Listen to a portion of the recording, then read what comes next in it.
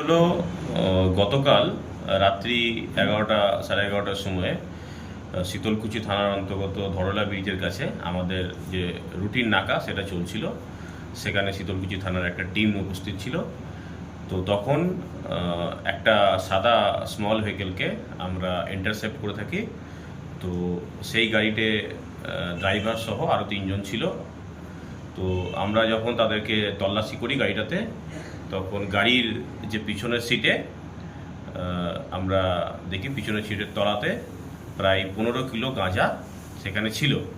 তো সেটা আমরা তৎক্ষণাৎ সিজ করি এবং ওই গাড়িতে 4জন ব্যক্তি ছিলেন ড্রাইভার সমেত। তাদের নাম হচ্ছে রাজু শর্মা এবং সোনু শর্মা। এদের বাড়ি বিহারের সাসারাম। আর বাকি 2জন ছিলেন শীষনাথ যাদব এবং সোনু যাদব। এদের বাড়ি হচ্ছে কুশীনগর, উত্তরপ্রদেশ। এই 4জনকে আমরা অ্যারেস্ট করেছি এবং এনডিপিএস